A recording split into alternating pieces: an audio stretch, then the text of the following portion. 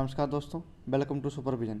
आज हम अध्ययन करेंगे वर्ल्ड प्रेस फ्रीडम इंडेक्स 2021 का।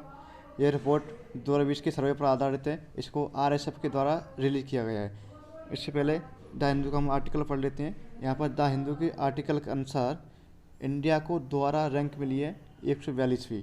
इसका मतलब है इंडिया को 2020 में भी 142वीं रैंक मिली थी, जो कि 2019 के सर्वे पर आधारित थी। आरएसएफ, इसका पूरा नाम है रिपोर्टर्स विदाउट बॉर्डर्स। ये एक फ्रेंच एनजीओ है। इसके द्वारा 180 देशों की लिस्ट तैयार की गई है, जिसमें इंडिया को 142वां स्थान मिला है। इसने इस साल मैप वाइज डेटा भी जारी किया है, जिसमें ब्लैक लिस्ट कंट्री को भी दर्शाया गया है। ब्लैक लिस्ट कंट्री का मतलब है बहुत ही ज़्यादा क्रिटिकल, यानी यहाँ पर मीडिया पर पूरी तरह से गवर्नमेंट का कंट्रोल हो, जैसे China, middle east country, Iran वगैरह ये सब। और इंडिया को इसमें रेड लिस्ट में रखा गया है। इसका मतलब है डिफ़िकल्ट सिचुएशन। इंडिया को डिफ़िकल्ट सिचुएशन दी गई। इसका मतलब है इंडिया में भी मीडिया को पूरी तरह से यानी 90% या 80% कंट्रोल किया जा रहा है। यहाँ पर येलो कलर सेटिस्फैक्ट्री को प्रेजेंट कर रहा है, जिसका मतलब है यहाँ पर मीडिया पूरी तरह से स्वतंत्र है।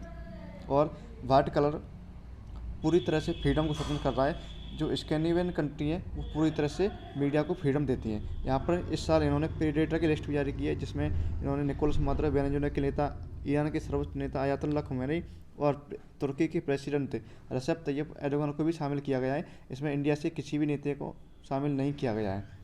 इसमें इंडिया की 142 रैंकिंग है, जो कि दोबारा से आई है। पाकिस्तान की रैंकिंग 145, चाइना की रैंकिंग 117, ये भी दोबारा से आई है। तुर्की की रैंकिंग 153 है। सबसे ज़्यादा रैंकिंग खराब है इसमें इरिट्रिया की। इसमें की नोट्स क्या है? Basic structure of survey, method of survey, means of this survey. ये सर्वे छोटे एग्जाम्स के लिए तो ओनली इसको याद रखना है कि इस इंडिया की रैंकिंग इस सर्वे में कितनी थी, 142। लेकिन बेस्ट टाइप ऑफ एग्जाम जैसे स्टेट पीसीएस, यूपीएससी और यूपीपीसीएस मेंस, इन सब के लिए हमको इनका basic structure, method of survey, means of the survey, इसका भी अध्ययन करना पड़ेगा। इसका बेसिक स्ट्रक्चर क्या है? ये अपना 7 जनरल क्राइटेरिया डिसाइड करते हैं, जिनके आधार पर रिपोर्ट तैयार करते हैं। इन्होंने अपनी वेबसाइट पर साफ साफ लिखा रखा है। ये अपने सर्वे में pluralism, media independence, self censorship, state monopoly, legislative framework, transparency and infrastructure को भी शामिल करते हैं। ये इनके 7 जनरल क्राइटेरिया हैं इस सर्वे के। इस सर्वे को इन्होंने 2002 में स्टार्ट किया गया था। तब से ये कंटिन्यूसली रिपोर्ट पब्लिश कर रहे हैं। इनकी रिपोर्ट पर एप्स मोस्टली 21 अप्रैल को जारी हो जाती है। इनकी रिपोर्ट 21 अप्रैल को जारी होती है, जिसमें सारे कंट्रियों को ये मीडिया वाइज रिपोर्ट देते हैं कि इस कंट्री का रैंकिंग ये है। तो मुझे लगता है यहाँ पर इंडिया की रैंकिंग 142 है।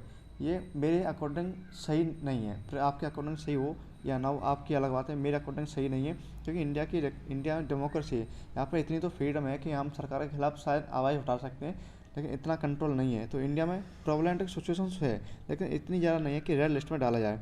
आप क्या सोचते हैं? ये आपकी अलग राय है। आप कमेंट बॉक्स में इसका एनालिसिस करके बता सकते हैं कि इंडिया की रैंक कितनी होनी चाहिए। इंडिया की रैंक बेटर होनी चाहिए क्या इससे भी ख़राब होनी चाहिए थी?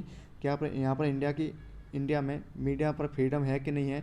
क्या हम इंडिया में गवर्नमेंट को क्रिटिसाइज कर सकते हैं या नहीं कर सकते? इसका अध्ययन आपको करना है। अगर मेंस के एग्जाम में की पॉइंट ऑफ व्यू से देखें तो हमको पॉजिटिव अप्रोच रखनी है। हम यहाँ पर नेगेटिव अप्रोच के साथ क्वेश्चन को नहीं लिख सकते।